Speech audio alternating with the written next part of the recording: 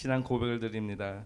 전능하사 천지를 만드신 하나님 아버지를 내가 믿사오며 그 외아들 우리 주 예수 그리스도를 믿사오니 이는 성령으로 잉태하사 동정녀 마리아에게 나시고 본디오 빌라도에게 고난을 받으사 십자가에 못 박혀 죽으시고 장사한 지 사흘 만에 죽은 자 가운데서 다시 살아나시며 하늘에 오르사 전능하신 하나님 우편에 앉아 계시다가 저희로서 산자와 죽은 자를 심판하러 오시라. 성령을 믿사오며 거룩한 공예와 성도가 서로 교통하는 것과 죄를 사여 주시는 것과 몸이 다시 사는 것과 영원히 사는 것을 믿사옵나이다. 아멘. 아멘. 빈들의 마른 풀같이 시들은 나의 영혼 시행 귀한 찬양으로 하나님께 영광 올립니다. 빈들의 마른 풀같이 시들은 나의 영혼 주님의 허락한 성령 간절히 기다리네. 가물어 메마른 땅에 단비를 내리시네. 성령의 단비를 부어 새 생명 주옵소서. 반가운 뱃소리 들려 산천이 춤을 추네. 봄비로 내리는 성령 내게도 주옵소서. 가물어 메마른 땅에 단비를 내리시네. 성령의 단비를 부어 새 생명 주옵소서. 절 따라 오로를 내려 조목이 번성하니 갈급한 내 심령 위에 성령을 부으소서. 가물어 메마른 땅에 단비를 내리시네. 성령의 단비를 부어 새 생명 주옵소서. 참되신 사랑에 오냐 옹일 수 있사오랴. 오늘의 헛족한 은혜 주실 줄 믿습니다. 가물어 메마른 땅에 단비를 내리시네.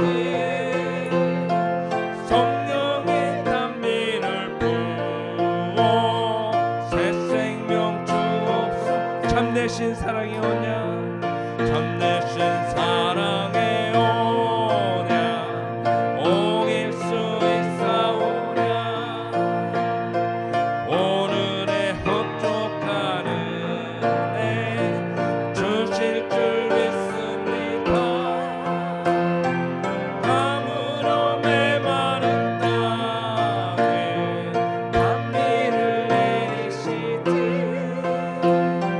성령의 단비를 부어 새 생명 주옵소서. 죄짐 맡은 우리 구주 어찌 좋은 친구인지.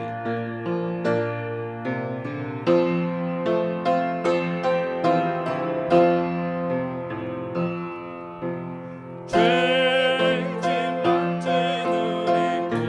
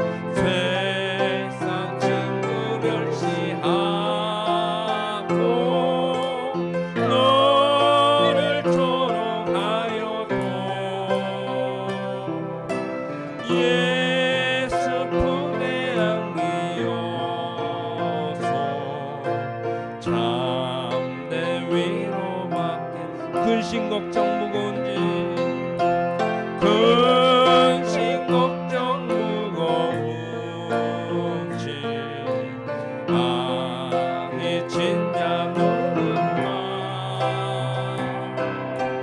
피난 저는 우리 예수 주께 기도드리세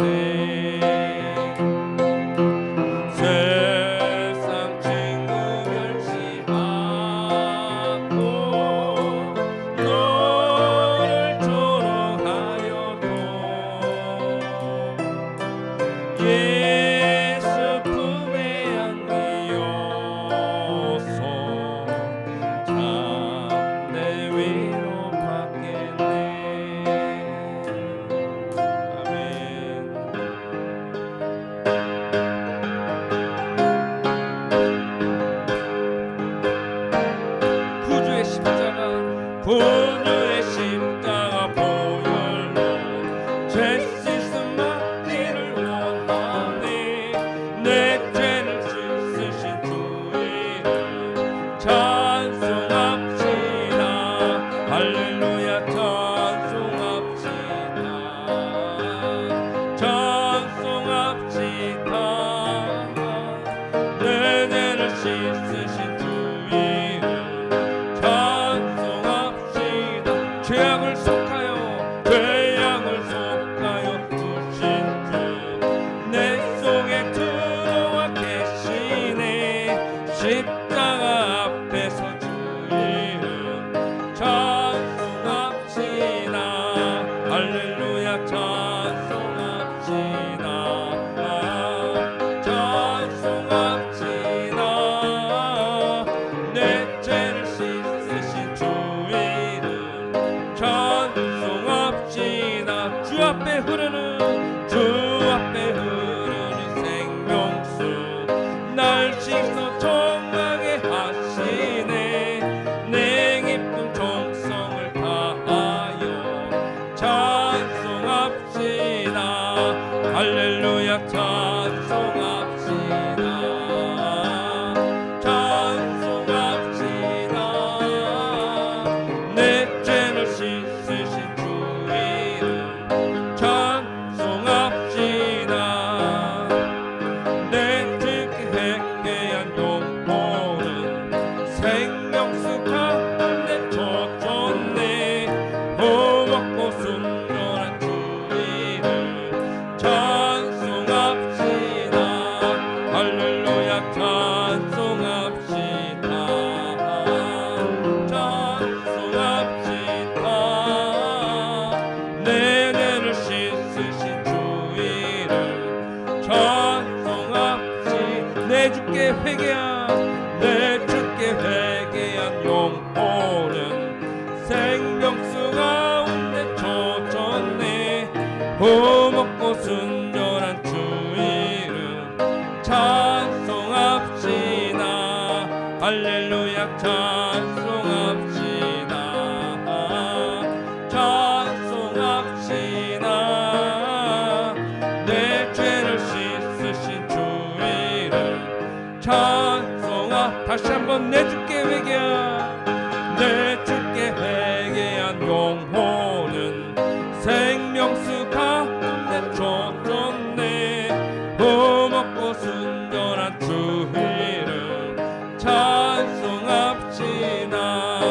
할렐루야 찬송합시다. 찬송합시다. 내 죄를 씻으신 주 이름 찬송합시다. 아멘. 이 구주의 십자가의 보혈만이 나의 죄를 씻어준다는 그냥 찬양을 이 시간에 다시 한번 드립니다. 아버지, 이 시간 다시 한번 저희들 기도하는 시간을 갖길 원합니다. 주의 이 재단에 나오고 싶어도 나오지 못하는 우리 또 시온의 백성들 많이 있습니다. 아버지, 그들 가운데 육신은 연약해지지만 나의 영혼을 다시 한번 주님 앞에 맡기며 다시 한번 샘솟는 귀한 은혜를 다시 한번 그들 각 가정마다 얻길 원합니다. 아버지, 그들을 위해서 또 오늘 귀한 예배를 위해서 또 오늘 또 귀한 목사님을 위해서 잠시 기도드리겠습니다. 기도합니다. 주님, 아버지 감사합니다. 아버지, 귀한 예배 가운데 아버지 주님을 다시 한번 찬양하며 구주의 십자가의 보혈만이 나의 이 육신 영혼의 이 죄 씻음을 받는다 하여서 아버지 귀한 주님의 늘 날마다 붙잡며 나가길 원합니다. 아버지, 저희들 육신이 너무나 연약하고 이 저희들 이 육신이 병든 가운데 있지만은 아버지 주님을 붙잡는 귀한 이 믿음으로 아버지 성령 충만함으로 주의 보혈로서 다시 한번 회복하기를 원합니다. 아버지, 주님 다시 한번 주님을 붙잡을 수 있는 믿음 허락하여 주시고 귀한 말씀 허락하여 주시고 아버지 힘들 때마다 찬양을 통하여서 다시 한번 주님과 교통하기를 원합니다.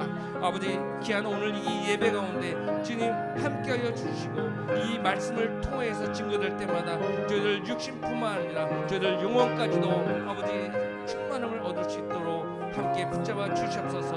우리 또 송인철 목사님 아버지 주님 귀하게 기름 부은 귀한 종입니다. 아버지, 귀한 목자를 위해서 아버지 저희들 성도들이 기도할 때마다 하나님의 충만한 은혜가 아버지 이 예배 가운데 함께함을 다시 한번 고백합니다. 아버지, 이 예배 가운데 늘 성령 충만케 허락해 주시고 사탄마귀 일절 틈타지 못하도록 주님이 역사하시며 아버지 이 재단을 통하여서 아버지 주의 사역과 주의 역사하심이 들어갈 줄 믿사오니 주님 성령 충만케 허락하여 주시옵소서.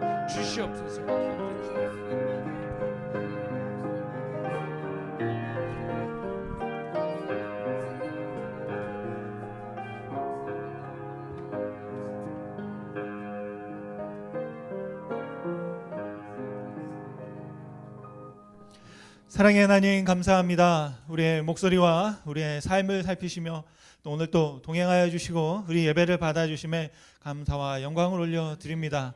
찬양을 통해 힘을 얻게 도와주시고 기도를 통해 믿음을 더 강건케 하여 주시며 우리의 삶의 소망을 갖게 하시고 하나님을 향하여 점점 더 가까이 나아갈 수 있도록 주님 충만케 하심에 감사를 드립니다. 아버지, 유일한 소망 되신 주님을 다시 바라봅니다. 우리가 지금 무엇을 바라보고 있던지 아버지 그곳에 하나님 계시길 소원합니다. 하나님, 우리의 마음과 우리의 육신과 우리의 모든 환경들을 주장하여 주시고 아버지께서 원하시고 아버지께서 아름답게 빚으신 정말로 참 보기 좋다 말씀하셨던 그 감탄사가 우리의 삶과 우리의 모든 시간 속에 주님 보여질 수 있도록 나타날 수 있도록 하나님이 일하실 수 있도록 주님 우리와 함께하여 주옵소서. 오늘 이 시간도 주님의 몸된 교회를 위하여 기도하였습니다. 아버지, 기도 들어주시면 감사를 드립니다. 또 주의 몸된 교회 지체된 우리 가족들을 위하여 함께 기도합니다. 어느 곳에 있던지 주님 동일한 은혜로 채워주시고 하나님의 굳건한 오른손으로 붙잡아 주시사 힘이 되어주시고 위로가 되어주시고 격려가 되어주시고 우리의 생명이 되어 주시옵소서. 아버지 하나님, 함께하고 싶지만 함께할 수 없는 상황 가운데 있음을 보고 아버지 하나님, 우리가 다시 한번 또 주님께 감사를 드립니다. 우리가 이곳에 있음이 얼마나 큰 은혜인지요. 또한 주님 그곳에 있다 하는 우리 모든 형제들과 자매들과 가족들에게도 하나님 동일한 은혜로 채워주시고 하나님의 더 친밀한 교제가 있을 수 있도록 주님 축복하여 주옵소서. 특별히 이 지역에 하나님의 영혼을 사모하며 또 때로는 하나님을 믿었었지만 또 멀어져 있던 마음들이 다시 이어질 수 있기를 간절히 소원합니다. 주님이 부활하신 날을 우리가 기념하며 다시 또 우리가 기도하고 또 준비합니다. 하나님이 우리 가운데 오셨고 또 부활하셔서 영원한 생명이 되셨던 아버지 그 놀라운 역사가 또 그 놀라운 사실들이 정말로 우리의 많은 영혼들 가운데 특별히 우리 한인 회중들에게도 아버지 하나님 그 말씀이 들려지게 도와주시고 전해지게 도와주시고 믿어지는 역사가 있게 하여 주옵소서. 아버지 하나님 우리 한 사람 한 사람의 마음에 정말로 그 복음이 심겨져서 싹을 맺고 열매 맺음으로 더 건강하게 주님과 교제하며 살아갈 수 있는 하나님의 나라가 우리의 삶 속에 우리의 가정에 이루어질 수 있도록 주님 축복하여 주시기를 간절히 소원합니다. 오늘 또 함께 하시며 예배를 받으시는 주님께 감사와 영광을 올려드리고 예수님의 이름으로 기도드렸습니다. 아멘. 아멘. 오늘 우리가 함께 보실 말씀은 사무엘상 23장 1절부터 14절 말씀입니다. 제가 월요일 저녁부터 또 그리고 어제 하루 종일 그리고 오늘 아침까지도 실은 전화를 드릴까 말까 고민을 많이 했습니다. 수요 예배를 드릴 수 있을지 없을지. 그런데 교회 와서 보니까 또 우리 교회 또 눈이 많이 또 치워져 좀 있었어요. 그래서 좀 밀어주신 분이 또 계셔가지고 주변에 조금 오늘 아침에 쌓인 것만 제가 좀 이렇게 치울 수 있었습니다. 그래서 생각보다 너무 빨리 눈을 치운 거예요. 그래서 야, 이거 예배를 또 땡땡이 칠 수 없겠구나. 예배를 드리라는 하나님의 뜻이구나 해서 또 치우다 보니까 날이 지금 밝아지고 제 몸이 한 이틀 동안 굉장히 찌뿌둥했거든요. 갑자기 막 몸이 풀리고 그리고 좀 약간 노른했는데 찬양을 하는데 갑자기 너무 기분이 좋은 거예요. 찬양을 하고 노래를 부르는데 야 이거 찬양이 이렇게 즐거운 거구나. 기쁨이 되고 막 힘이 되고 뭔가 막 그런 기운을 하나님의 은혜를 경험하게 됩니다. 그래서 오늘 여러분 함께 하시는 분들 또 함께 하지 못하는 모든 가족들 어느 곳에 있던지 이제 눈은 다 지나갔으니까 활기찬 하루를 또 같이 보내실 수 있으면 좋겠습니다. 오늘 말씀의 제목은 충성이라는 주제인데 제가 한번 오늘 말씀에 두 명의 인물이 나옵니다. 다윗과 사울이 나오는데요. 이 두 사람이 무엇에 충성했는지를 한번 생각해 보면서 말씀을 같이 한번 보시면 좋겠습니다. 함께 천천히 한번 읽어보겠습니다. 사무엘상 23장 1절 말씀. 사람이 다윗에게 전하여 이르되 보소서 블레셋 사람이 그 일날을 쳐서 그 타작 마당을 탈취하더이다 하니 이에 다윗이 여호와께 묻자와 이르되 내가 가서 이 블레셋 사람들을 치리이까? 여호와께서 다윗에게 이르시되 가서 블레셋 사람들을 치고 그 일날을 구원하라 하시니 다윗의 사람들이 그에게 이르되 보소서 우리가 유다에 있기도 두렵거든 하물며 그 일날에 가서 블레셋 사람들의 군대를 치는 일이니까 한지라. 다윗이 여호와께 다시 묻자온데 여호와께서 대답하여 이르시되 일어나 그 일나로 내려가라. 내가 블레셋 사람들을 내 손에 넘기리라 하신지라. 다윗과 그의 사람들이 그 일나로 가서 블레셋 사람들과 싸워 그들을 크게 쳐서 죽이고 그들의 가축을 끌어오느냐. 다윗이 이와 같이 그 일라 주민을 구원하니라.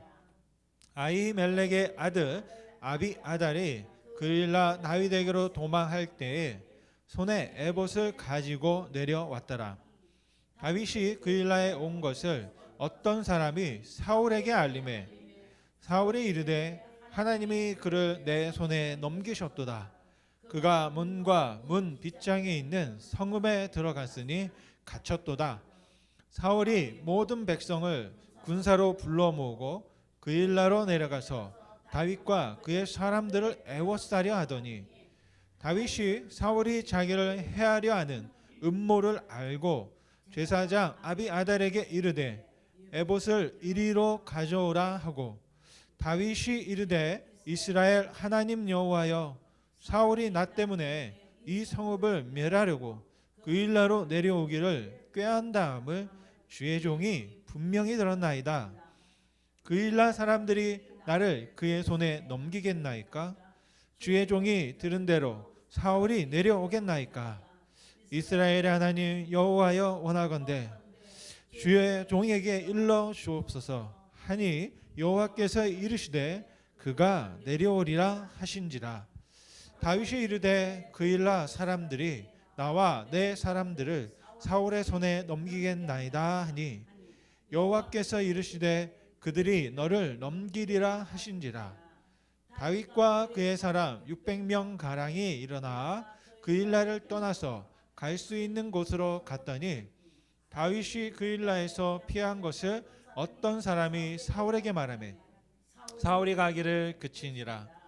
다윗이 광야의 요새에도 있었고 또 십광야 산골에도 머물렀으므로 사울이 매일 찾되 하나님이 그를 그의 손에 넘기지 아니하시니라.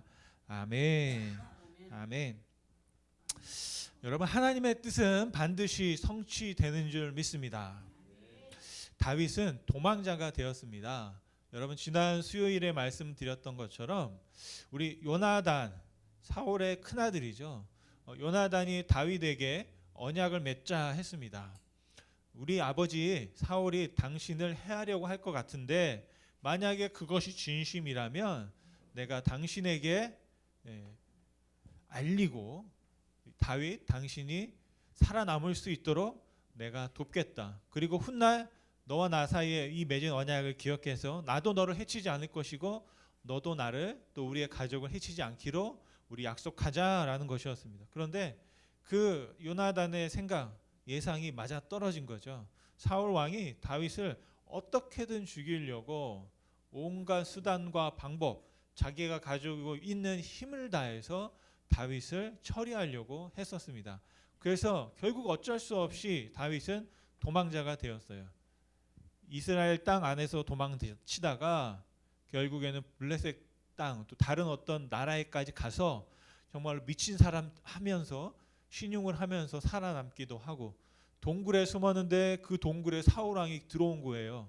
사울왕이 들어와서 쉬는 건데 그 깊숙한 곳에 다윗이 있었습니다.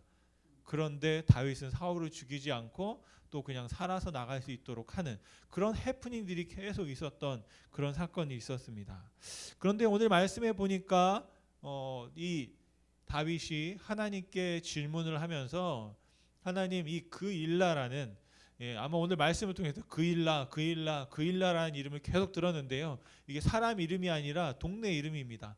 그래서 그일라에 블레셋과 굉장히 가까운 접경 지역이기 때문에 블레셋 사람들이 추수때가 되니까 때가 됐다. 그래서 이제 가자. 어디로? 추수하러. 그런데 자기 밭에 추수하러 가는 게 아니라 이스라엘로 추수하러 가는 거예요. 이스라엘 사람들이 막 이제 추수하고 있으면 거기 가서 주세요 하는 겁니다. 그냥. 그러니까 수금하러 가는 거예요. 그래서 블레셋 사람들이 그 그일라의 땅에 가서 타작마당을 점령하고 거기에 있는 곡식들을 딱 수거해서 자기 집 일용할 양식을 삼으려고 했다. 그리고 그런 빼앗겼다라는 소식을 다윗이 듣게 됩니다. 그러면서 다윗도 도망자잖아요. 지금 도망 다니고 있는 형편인데도 불구하고 그 일이 마음에 걸려서 하나님께 기도를 하게 되는 겁니다.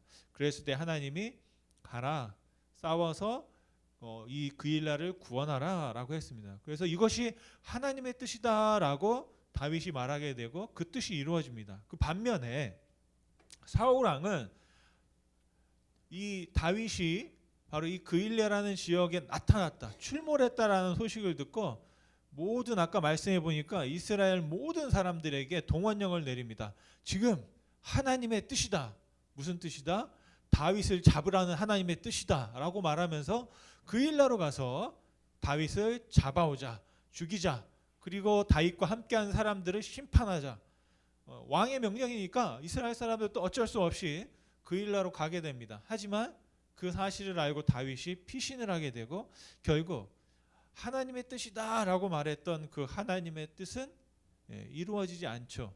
그래서 이스라엘 백성들과 이 사울이 그일라로 가다가 다시 그냥 퇴각하는 그런 일들이 벌어졌습니다. 여기에서 보면 여러분 다윗은 누구에게 충성했을까? 그리고 사울은 누구에게 충성했을까라는 것이 보입니다. 봐서 오늘 말씀을 이렇게 쭉 보면서 깨닫게 되는 한 가지 중요한 의미는 뭐냐면 하나님은 충성을 기뻐하신다. 누구에게? 하나님께 기꺼이 충성하는 사람을 기뻐하신다 말씀드릴 수 있겠습니다. 여러분 그런데 오늘 충성이라는 단어를 최근에 혹시 들어본 적이 있으십니까? 저도 말씀을 전하면서 충성에 대한 설교나 권면을 그렇게 막 자주 말씀을 드린 적이 없는 것 같습니다. 은혜를 받아라. 또 때로는 뭐 다른 어떤 것들을 많이 말씀드렸지만 충성하십시오라는 말은 잘 드리지 못했던 것 같아요. 하나님을 믿으십시오. 축복을 구하십시오. 뭐 생명을 전해야 된다, 복음을 전해야 된다 말씀했고 또 제가 제자에 관한 말씀을 드렸는데 결국에는 그 모든 것들의 그 중심에 무엇이 있을까 봤을 때 충성이라는 단어가 들어있다는 겁니다. 제가 군대에 있을 때 항상 격려를 충성 뭐 이렇게 격려했는데 나라에 충성한다 뭐 그런 의미죠. 근데 신자들은 누구에게 충성해야 될까? 하나님께 충성해야 한다라는 것이죠.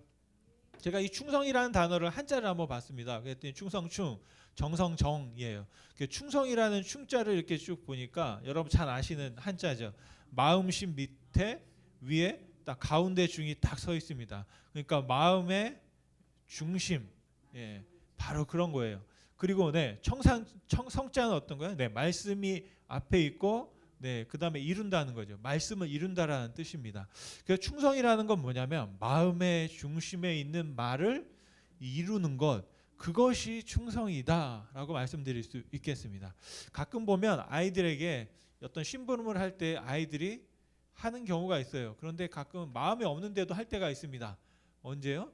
하기 싫은데 시키니까 어쩔 수 없이 할 때도 있어요.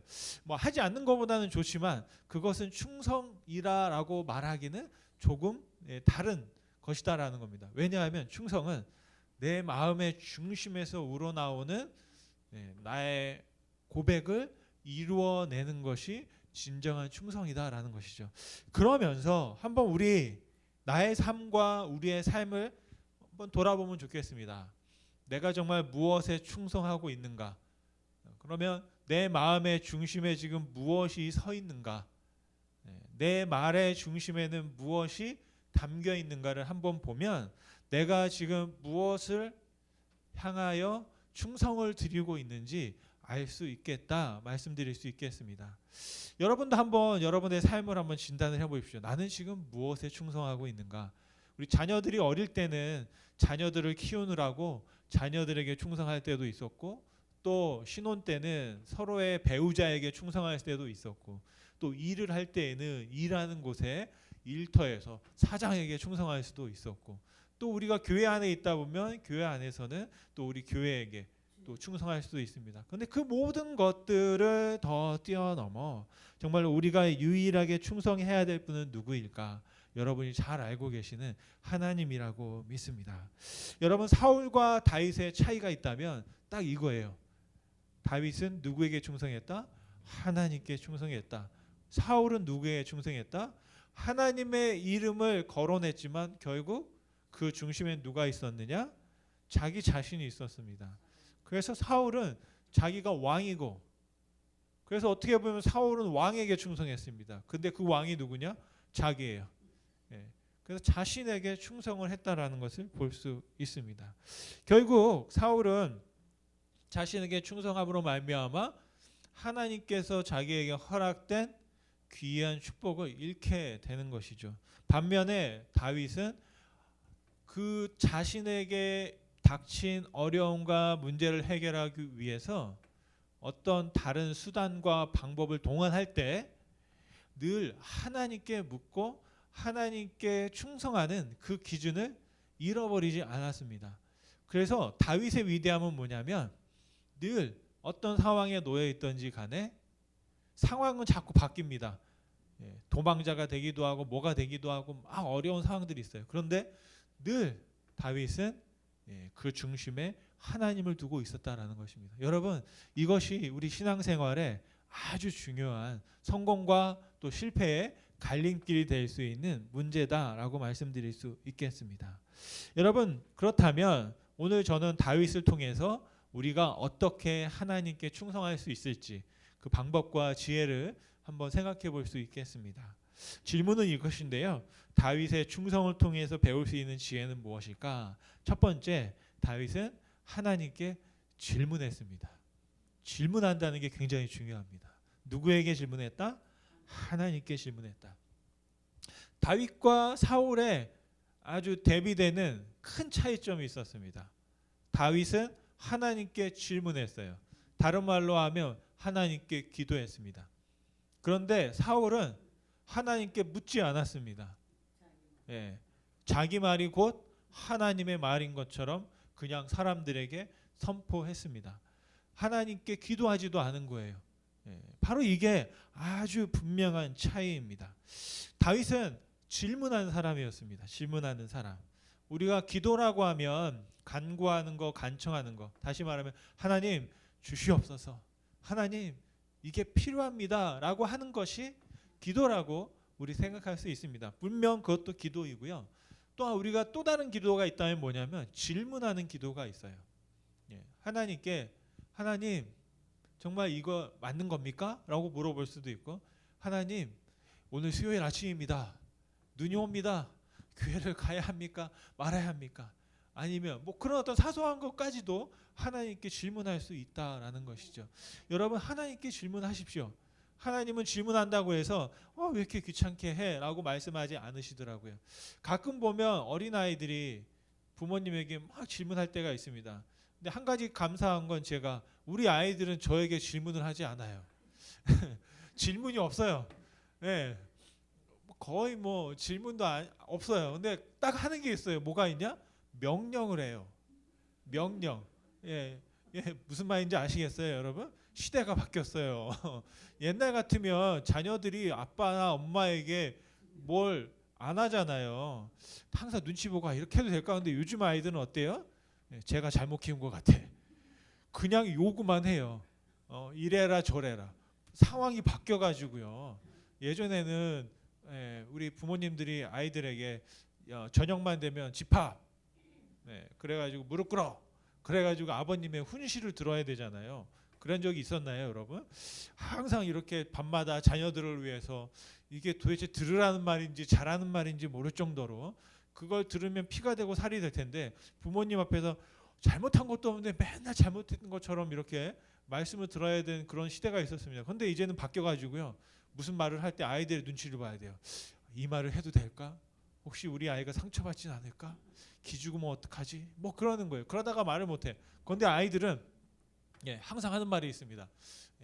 오늘 아침에도 제가 한 몇 번 들었어요. 2번 들었어요. 막내가 배고파. 아침에 배고픈데 나보고 어쩌라고. 근데 배고프대요. 밥 달라는 얘기예요. 그리고 딱 시간이니까 학교 가야 돼. 나 학교 보내달라고. 얼마나 또 감사한 거죠. 안 간다고 하면 귀찮은데 안 간다고 하면 문제죠. 근데 가겠다고 자기를 보내달라고. 저희가 한 7시 50분에 출발해야 되는데 52분이 되었어요. 난리가 난 거예요. 지금 2분이 늦었다고 지금 빨리 가야 된다고 막 학교를 가자. 그렇게 해서 자녀들이 저한테 명령을 하더라고요. 그런데 이제 여러분 질문하는 거에 대해 말씀드리는 거예요. 하나님 앞에 여러분들이 질문한다고 해서 하나님이 우리를 타박하거나 왜 그런 건 몰라 말씀하지 않으시더라고요.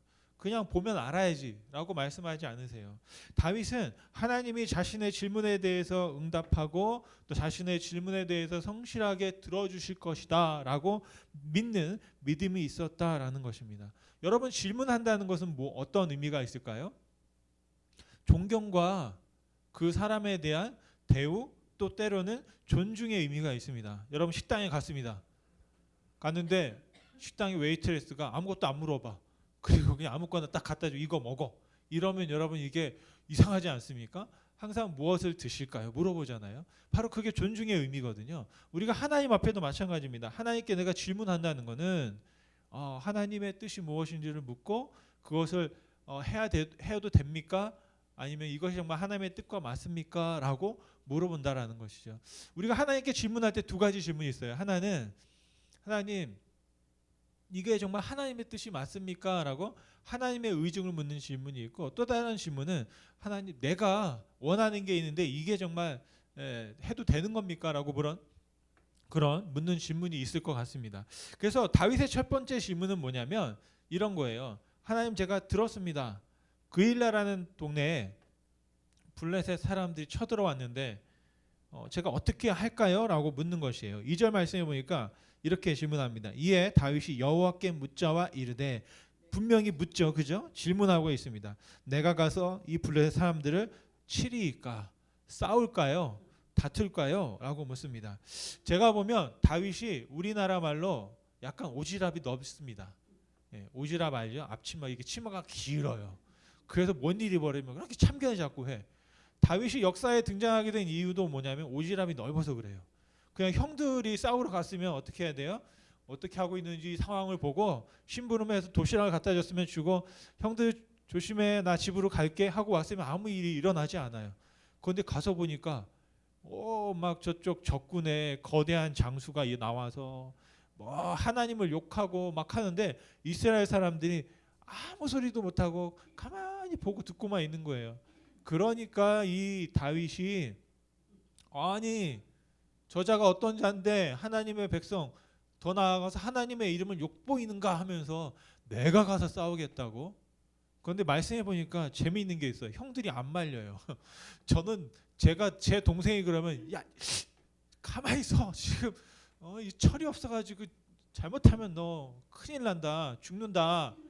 저 골리앗이 지금 어떤 사람인데 이 다윗에게는 정말 그런 어떤 참 순수함인지 아니면 오지랖인지 모르겠지만 우리 성경에는 거룩하게 뭐라고 얘기합니까? 믿음과 용기와 용맹함이라고 말하지만 인간적으로 세상 사람들이 볼 때에는 어떤 생각을 할까요? 참 철이 없다. 하룻강아지 범무서운 줄 모르는구나 라고 아마 이스라엘 사람들은 그렇게 생각했을 겁니다. 그런데 바로 그런 상황 가운데에서 이 비슷한 상황이 또 벌어진 거예요. 지금 자기도 사울에게 쫓기면서 얼마나 힘듭니까? 하루하루 그냥 늘 긴장하고 어디서 어떻게 자기가 발각돼서 고통당할지 모르는 상황 가운데 있습니다. 그런데도 불구하고 이 다윗은 저기 어려움이 당하는 이스라엘 백성을 보면서 자기가 뭘 해야 된다라는 가만히 있으면 안 된다라는 그런 마음을 갖게 된 겁니다. 그랬는데 그 다윗의 질문에 대해서 하나님이 아주 단호하게 딱 말씀하십니다. 블레셋 사람들을 치고 그 일날을 구원하라라고 합니다. 가서 그 일날을 구원하라는 거예요. 저는 이 말을 들을 때마다 어떤 생각이 드냐면 제가 다윗이라면 이런 질문 할 것 같습니다. 여러분은 안 할 것 같은데 저는 할 것 같아요. 하나님, 그럼 저는 왜 안 구원해 주세요? 이런 말 할 것 같아요. 지금 저도 상황이 좋지 않은데요. 하나님, 제가 지금 이렇게 뭐 잘못한 것도 없이 왜 이렇게 쫓겨다니면서 어려움을 당해야 됩니까? 라고 하나님께 말씀할 수 있잖아요. 그런데 자신에 대한 질문하지 않고 오히려 구원하라고 하였으니 제가 어떤 어려움이 있더라도 가서 구원하겠습니다라는 그런 순종의 마음을 다윗이 갖습니다. 그래서 여러분 우리가 중요한 것이 있어요. 어떤 질문하냐? 내가 바라는 것을 확인하는 질문이 아니라 하나님께서 무엇을 원하는지를 질문하는 그 질문이 굉장히 중요한 질문입니다. 여러분들도 많이 질문하실 때 그런 질문을 많이 하셨으면 좋겠어요. 하나님의 뜻이 정말 이것입니까? 정말 하나님께서 원하시는 것이 이것입니까? 여러분 한번 그렇게 질문을 해보세요. 만약에 하나님 내가 이걸 원하는데 이걸 왜 안 해줘요? 이런 질문이 아니라 하나님 정말 이것이 하나님의 질문입니까? 하나님께서 원하시는 것입니까? 라고 질문할 때 저와 여러분이 하나님과의 관계가 더 건강해지고 더 좋은 관계로 나아갈 수 있다라고 믿습니다. 우리가 질문할 때는 한 가지 위험성이 있습니다. 어떤 위험? 혹시 거절당하면 어떡하지? 라는 생각을 할 때도 있습니다. 내가 원하는 답이 아니면 어떡하지? 라고 생각할 수도 있어요. 그런데 그런 질문하는 용기가 필요합니다. 그 질문을 통해서 우리가 어떤 이득을 얻게 되냐면 나와 질문하는 사람 사이에 서로의 마음과 생각이 하나가 되는 일들이 벌어진다는 거죠. 우리 교회 안에도 그런 질문들이 많이 필요할 것 같아요. 우리들은 생각을 많이 하잖아요. 어떤 사건이 벌어지면 저 사람에 대해서 왜 저런 말을 했을까? 저 사람이 왜 저런 일을 했을까? 그럴 때는 우리가 어떻게 하면 돼요? 질문해 보면 되거든요. 그런데 우리가 이민사회도 그렇지만 우리 한국 분들이 잘 질문을 못해요. 신뢰가 될까 봐. 혹시라도 잘못 생각하고 있다가 또 관계가 안 좋아지면 어떡할까 봐. 그 어려움 때문에 질문하지 못합니다. 그래서 그냥 이렇게 질문하지 못하고 그냥 서로 오해하거나 또는 각자의 생각을 가질 때가 있습니다. 그럴 때 한번 용기 있게 질문해 보는 것도 맞습니다. 근데 질문할 때 내가 뭐 어디서 말이야 누가 뭐 이런 말을 하던데 이렇게 질문하지 마시고 왜냐면 전에 들은 말을 옮겨가지고 소문을 얘기하면 또 상처를 받더라고요. 그게 아니라 이런 일들이 있어. 이런 일들에 대해서 나는 이런 생각을 하는데 너는 어떻게 생각해? 라고 이렇게 직접적으로 물어보면 좋을 것 같아요. 그런데 너는 그렇게 말 안 했을 것 같은데 누가 이런 말을 하더라. 이러면 굉장히 이제 또 서로 마음이 좀 상할 수 있거든요. 그런 것이 아니라 정말로 내가 너의 생각과 나의 생각을 이렇게 같이 빗대어 보는 거죠. 그러면서 이야기할 때는 서로 함께 일치를 이룰 수 있다라는 겁니다. 제가 좋아하는 이기주 작가가 이런 말을 했습니다. 질문은 한쪽의 생각이 다른 쪽에 번지고 스며드는 물듦의 언어다. 좀 어려운데 그냥 그런 말이에요. 질문은 물드는 거다. 자꾸 질문을 하면서 서로 닮아가고 물들어 간다라는 것이죠. 하나가 되어 간다는 것입니다. 질문에 유익이 있습니다. 내가 하나님께 자꾸 질문하면 내가 어떻게 될까요? 하나님과 내가 같이 물들어 가는 거죠. 서로 물이 들어간다라는 것입니다. 하나가 된다라는 생각을 할 수 있겠습니다. 두 번째, 다윗은 충성을 위해서 사람들의 말을 경청했습니다. 자, 여기서 경청한다는 게 굉장히 중요한 거고요. 정말 경청이 저는 하면 할수록 참 어렵다라는 생각을 합니다. 다윗은 경청하는 사람이었어요. 충성하려면 어떻게 해야 된다? 질문해야 된다. 질문하려면 여러분 어떻게 해야 될까요? 잘 들어야 돼요. 들어야만 귀를 기울여야 하면 질문이 생깁니다. 수업 시간에 선생님들이 막 하잖아요. 나중에 뭐라고 그래요? 질문 있으면 질문해. 그러면 친구들이 뭐라고 합니까? 질문이 없어요. 왜요? 이렇게 안 들어서 분명히 질문이 생길 텐데 질문이 없대. 근데 우리 한국적인 정서는 질문 안 하면 다 알아들었구나 이렇게 생각합니다. 여러분 말씀을 듣다가도 질문이 많이 생기기를 바랍니다. 갑자기 손들어서 이게 맞아요 틀려라고 질문하는 것이 아니라 그럴 수도 이럴 수도 있고 저럴 수도 있을 것 같은데 어떻습니까? 라고 한번 질문하는 질문이 생기는 것이 굉장히 우리에겐 좋은 거예요. 바로 경청을 할 때 질문이 생기거든요. 우리가 사람들의 이야기를 자꾸 듣고 그 사람들이 집중하다 보면 저 사람이 이런 생각을 하는구나, 그렇구나라고 하면서 질문을 갖게 되는 것입니다. 그래서 다윗이 하나님께 답을 들었어요. 그리고 들은 답을 어떻게 했습니까? 사람들한테 이야기한 겁니다. 그랬더니 사람들이 염려스러운 얘기를 합니다. 오늘 3절 말씀해 보니까 다윗의 사람이 그에게 이르되 여기 그 다음에 나온 말입니다. 사람들의 말입니다. 보소서 우리가 유다에 있기도 두렵거든 하물며 그일라에 가서 블레셋 사람들의 군대를 치는 일이니까 라고 했습니다. 쉽게 말하면 이런 겁니다. 다윗 잠깐 보세요. 제 말을 들어보세요. 지금 숨어 다니고 있어요. 막 동굴로 광야로 사막으로 다니고 있는데 우리가 그 동네 그일라라는 동네에 딱 나타나면 어떻게 되겠습니까? 바로 사울 왕에게 우리의 위치가 발각되고 우리가 위험을 당하게 될 것입니다. 라고 사람들이 누구에게? 다윗에게 말한 겁니다. 그런데 다윗은 그 말을 잘 들었어요. 저는 이 다윗과 다윗의 사람들의 관계가 굉장히 건강했다라고 생각을 합니다. 어떨 때는 어떤 리더가 사람들에게 하나님의 뜻이라고 말한 거잖아요. 그러면 사람들이 뭐라고 얘기해야 될까요? 아멘 해야죠. 그런데 거기다 대고 잠깐만요. 그거 위험한데요. 문제가 있는데요. 라고 말한다는 거예요. 이거는 대단한 용기가 필요한 거죠. 사람들에게는. 이것이 어떻게 보면 다윗에게는 도전이 될 수도 있습니다. 아니 내가 하나님의 말을 전하는데 당신들이 문제 제기를 한단 말이야? 라고 하면서 그 사람들에게 뭐라고 얘기할 수 있어요? 하나님께 순종하지 않았다고 오히려 때리고 칠 수가 있습니다.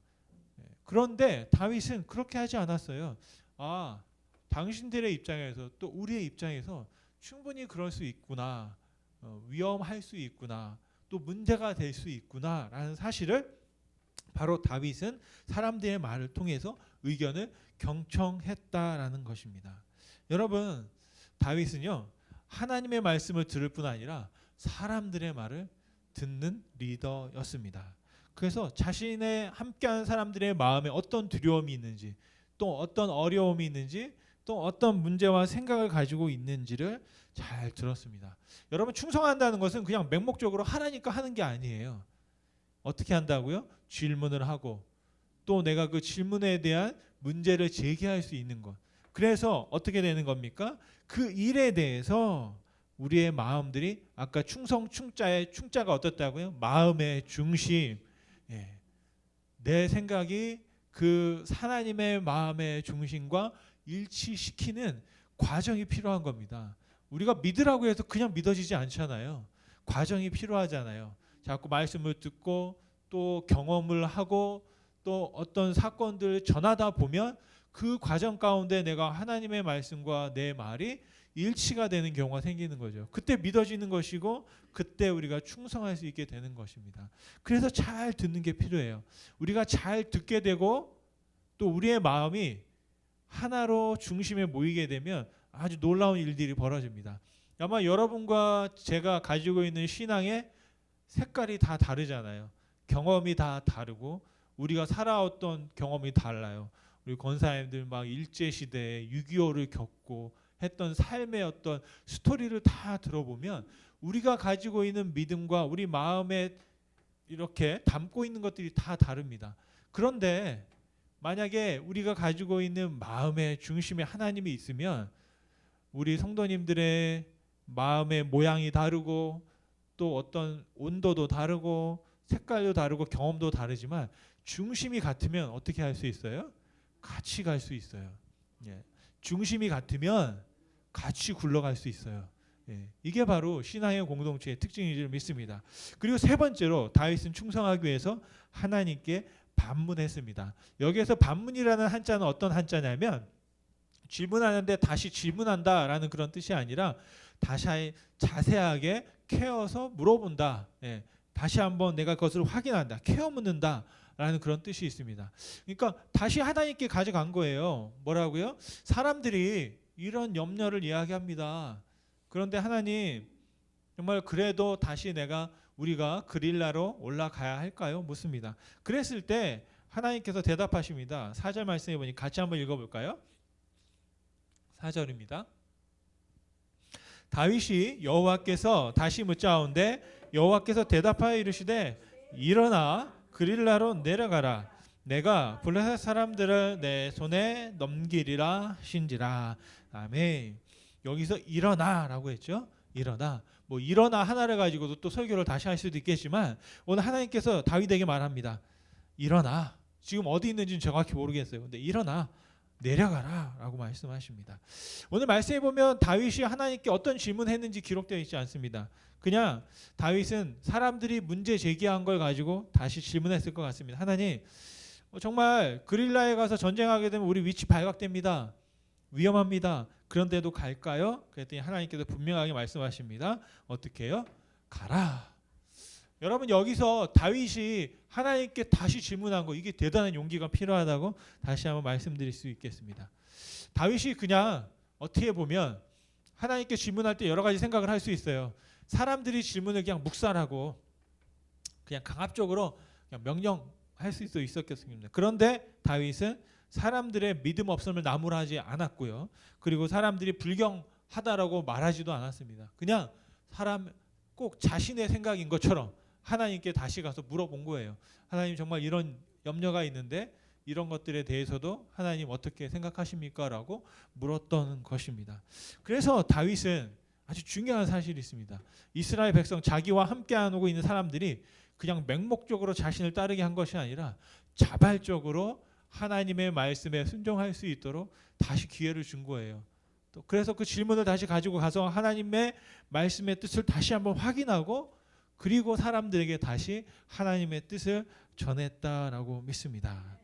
그래서 바로 다윗 자신이 하나님께 충성할 뿐 아니라 하나님과 함께했던 다윗과 함께했던 그 400여 명의 사람들 나중에 말씀해 보면 한 600명으로 늘어납니다. 그 수백 명의 사람들 1000명에 가까운 사람들이 하나님 앞에 온전한 충성을 드릴 수 있도록 그렇게 훌륭한 리더로 자신의 역할을 감당했던 것을 볼 수가 있습니다. 그래서 다윗은 하나님을 신뢰할 뿐 아니라 자신과 함께하는 사람들이 하나님을 믿고 신뢰할 수 있도록 리더십을 발휘했다라는 것입니다. 여러분 말씀을 마시면요. 제가 예수님을 생각해 봤습니다. 예수님께서는 어떤 질문을 하셨을까? 근데 예수님께서 십자가에서 돌아가실 때 7가지 말씀을 하셨습니다. 가상 7원이라고 그래요. 근데 그 네 번째가 바로 질문이었다라는 것을 한번 제가 확인해 볼 수 있었습니다. 그 네 번째 예수님의 말씀이 뭐냐면 원어로 이렇게 되어 있습니다. 여러분 잘 아시는 말씀이에요. 엘리 엘리 라마 사박다니. 엘리는 나의 하나님, 엘리 나의 하나님, 라마 사박다니. 왜 나를 버리십니까? 라는 뜻이에요. 이게 뭡니까? 질문이죠. 그죠? 하나님 앞에 하나님 한 번도 아니고 두 번 불러요. 하나님 왜 나를 버리십니까? 라고 질문했습니다. 제가 그 질문의 의미를 한번 생각을 해봤어요. 그랬을 때 예수님의 본심이 무엇인지는 정확하게 모르겠지만 한번 세 가지로 생각해 볼 수 있겠더라고요. 첫 번째는 우리가 그냥 원망인가? 라고 생각해 볼 수 있어요. 예수님이 하나님 나를 왜 구원해 주시 않으십니까? 라는 그런 의미가 담겨 있을 수 있겠습니다. 두 번째로는 어떤 의미가 담겨 있느냐? 하나님의 뜻에 대한 질문을 하는 거예요. 하나님, 제가 죽는 게 진짜 하나님의 뜻입니까? 라고 묻는 것이라 볼 수 있겠습니다. 그리고 세 번째 그 질문에 담긴 의미는 뭐냐면 하나님, 제가 죽습니다. 그런데 이 죽는 게 진짜 가치가 있는 겁니까? 왜요? 내가 죽어서 누구를 살려요? 저 이스라엘 백성들을 구원하려고 내가 죽는 게 그만한 가치가 있습니까? 라고 묻고 있는 것이다 라고 생각해 볼 수 있겠습니다. 한번 여러분 생각을 해보세요. 내가 죽을 만하다면 어떤 가치가 있어야 될 거 아니에요. 그런 의미가 있어야 되고 그런 뜻이 있어야 되고 그런 어떤 결과적으로 정말 내 죽음이 헛되지 않아야 하는데, 그렇다면 나의 죽음을 통해서 구원하려고 하는 저 인간들, 어떤 사람이 너무 잘 알고 있는데 정말 이 사람들을 위해서 내가 죽는 게 하나님의 뜻이 맞습니까? 라고 묻고 있는 것이다 라고 생각합니다. 그때 하나님은 뭐라고 말씀하셨습니까? 아무 말씀을 안 하셨어요. 그냥 침묵하셨어요. 여러분, 예수님께서도 질문하셨다라는 것이에요. 그리고 다윗도 하나님께 질문했습니다. 그렇다면 저는 용기를 내어서 여러분들에게 권면드립니다. 여러분들도 하나님께 질문이 있다면 질문하실 수 있기를 간절히 소원합니다. 그리고 오늘 예수님께서 십자가상에서 말씀하셨던 질문 있잖아요. 나의 하나님, 나의 하나님, 왜 나를 버리십니까? 저는 이 예수님의 음성을 다윗이 들었다고 생각해요. 무슨 말이냐면 다윗이 도망치고 있는 와중에도 엘리 엘리 라마 사박다니라는 음성을 들었어요. 누구를 통해서? 바로 그일라에 있는 백성들이 하나님을 향해서 그렇게 외쳤다라고 믿습니다. 그일라에 있던 백성들이 하나님, 하나님, 정말 우리가 열심히 수고해서 추수해서 정말 먹고 살려고 있는데 지금 적들이 쳐들어와서 우리 걸 다 뺏어갔어요. 이제 우리는 다 굶어 죽게 생겼어요. 하나님, 그일라의 백성들이 뭐라고 했겠습니까? 라마 사박다니라고 했겠죠. 하나님, 왜 나를, 우리를 또 그냥 이렇게 버리십니까? 더 비참한 건 뭐냐면 그 나라에 왕이 있었어요. 누가요? 사울 왕이에요. 근데 오늘 말씀해 보면 사울은 분명히 그 사실을 알았습니다. 블레셋 사람들이 그 변방 지역, 그일라라는 지역에 쳐들어와서 그 그릴라가 약탈당했다는 것을, 어려움 당했다는 것을 알고 있었어요, 분명히. 그런데 사울 왕은 아무것도 하지 않습니다. 아무것도 하지 않아요. 그런데 다윗은 그들의 질문과 하나님을 향한 외침을 다윗이 들은 겁니다. 그리고 다윗이 그들을 향해서 어떻게 해야 합니까? 라고 하나님께 묻고 있습니다. 그 말은 뭐냐면 이런 말이에요. 하나님,